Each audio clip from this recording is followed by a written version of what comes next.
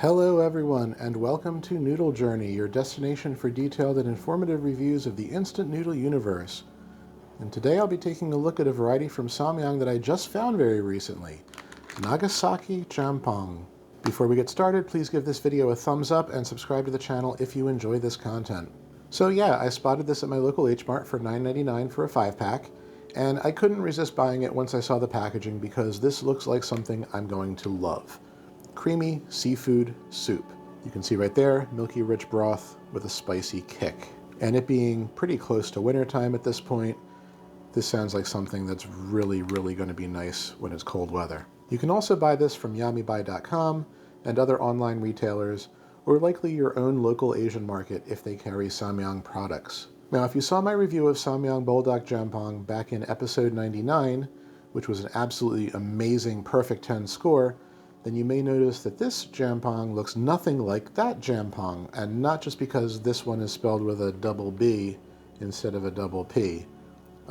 Same thing, by the way, it's just a different phonetic spelling of the same dish. Now, from what I learned when I looked up the history of Jjambbong, which is this spicy seafood soup, the Chinese restaurant that created the Japanese version called Champon, C-H-A-M-P-O-N, did so in Nagasaki, Japan in 1899. And the thing that makes the Nagasaki-style Champon stand apart is its mild, milky, white, creamy broth made from chicken and pork bones, combined with a fried medley of pork fat, seafood, and vegetables.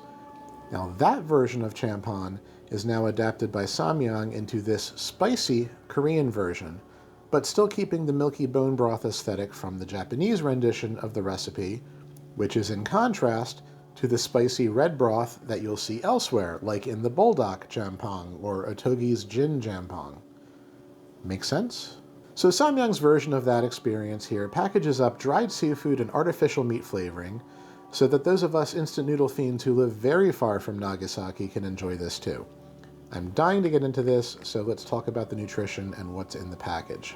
Now, the sodium is on the higher side, 1,730 milligrams or 75% of your daily allowance, so watch out if sodium bothers you. Inside, we've got these fried wheat noodles fortified with onion and garlic flavoring, and then a broth powder packet and a flake packet. There are a ton of ingredients in the broth, so I'll just highlight a few. Chili and habanero peppers, MSG, non-dairy creamer, soy sauce, and a medley of seafood extracts including bonito, shrimp, and clam. The flake packet has both dried vegetables and seafood. Cabbage, carrot, bok choy, flavored squid chips, wood ear mushrooms, and chili pepper flakes. And this feels like a really good amount of stuff in here, so hopefully I won't be complaining about that. This is not vegetarian because of the fish content, but it is dairy-free and pescatarian friendly. Time to cook.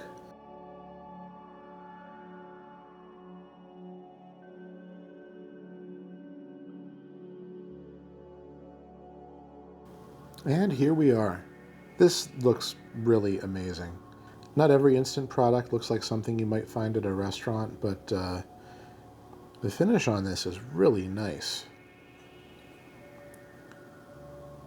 Take a look at that broth consistency. The smell is also really great, by the way. A very seafoody aroma without smelling overly fishy. It is definitely time to put this in my mouth.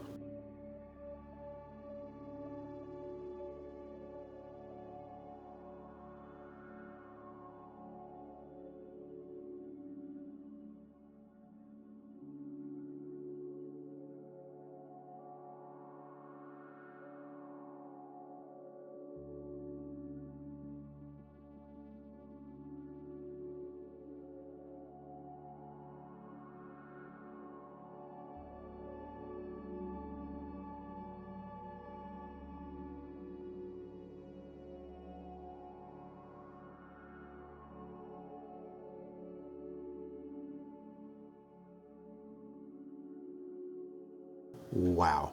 As always, let's discuss the noodles first. Pretty great. Typical Samyang fried noodle goodness here. Chewy, al dente, flavorful.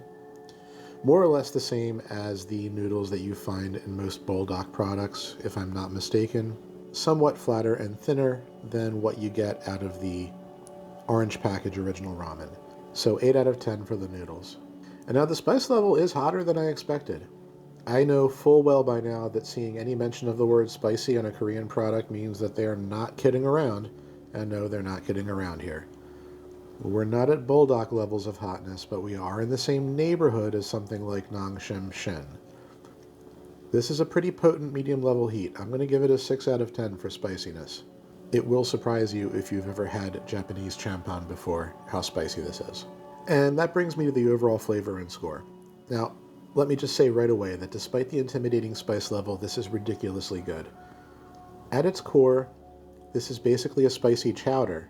The broth is thick and creamy with a ton of good seafood flavor. All of the various seafood extracts and the ingredients come together to make something that is sweet, savory, and complex. And despite the sodium being a little on the higher end, it doesn't come off as super salty.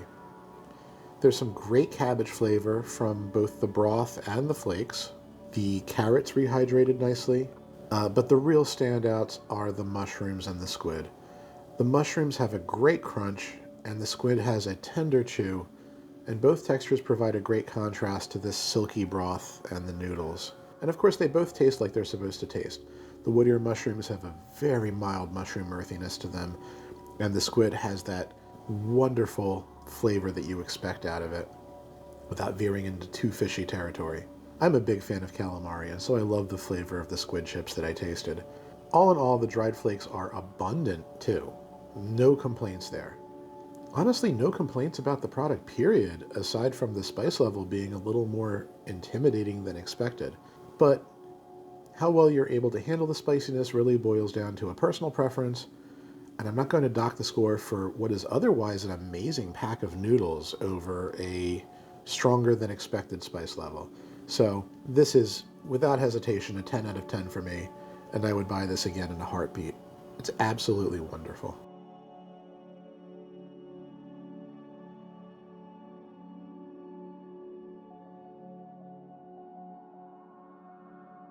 Do you love seafood and spice? Are you a chowder fan?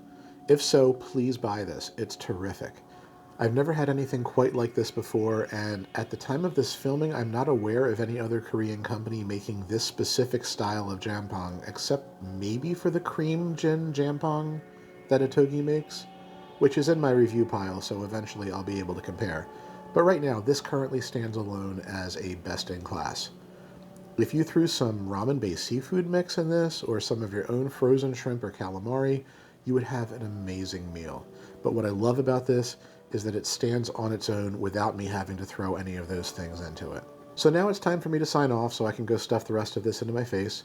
If you have any other jjambbong recommendations, leave me some comments and let me know if you try this and if you're in love with it like I am.